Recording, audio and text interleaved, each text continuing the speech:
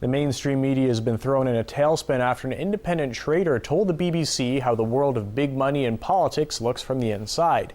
In our report from Washington, we take a look at why this was such an eye-opener for many.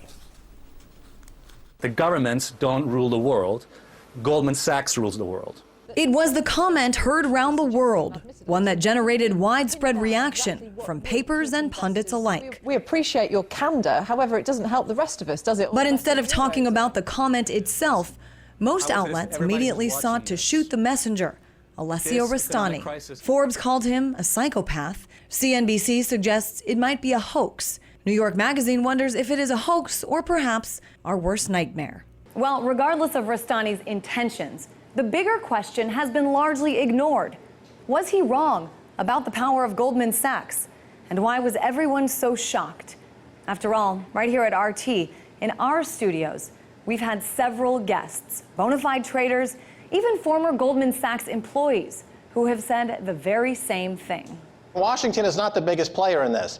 The global bankers are the biggest players, the global hedge fund managers, and that's where the action, that's who's determining the outcome of this, not the players in Washington. They have already ceded control to the global banking industry. Wall Street has been pulling the strings in Washington from the get-go. It is the largest sector of campaign contributions, and that's to both parties. But for the mainstream media who don't air views like these, Rastani's honesty was unexpected, says Survive and Thrive TV's George Heminger. When they asked him these questions on BBC, he just let it all hang out, and the actual truth came across.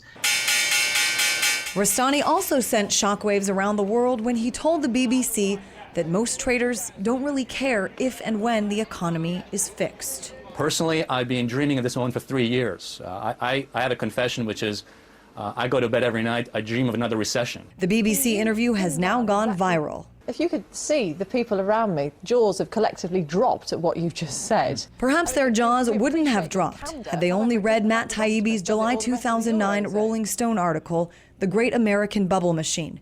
In it, he famously described Goldman Sachs as a, quote, great vampire squid, wrapped around the face of humanity, relentlessly jamming its blood funnel into anything that smells like money.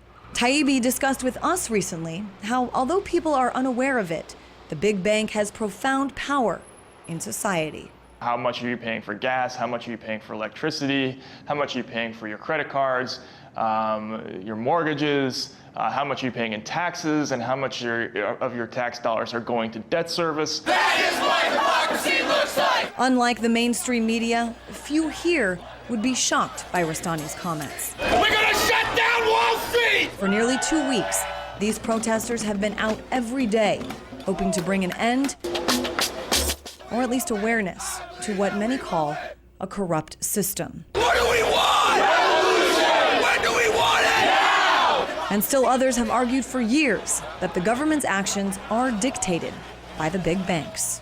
The very special interests on Wall Street, the insurance industry, these are the people who are writing the laws that Obama is passing. They are keeping him in power. They're the ones that have financed his campaign, and the laws are being written for their benefit. Whose streets? Our streets! As anger builds here, perhaps better questions need to be asked here, so that a different message is sent to decision makers here, that the system that has been sustained and protected for decades might need to change. In Washington, Christine Frizzau, RT.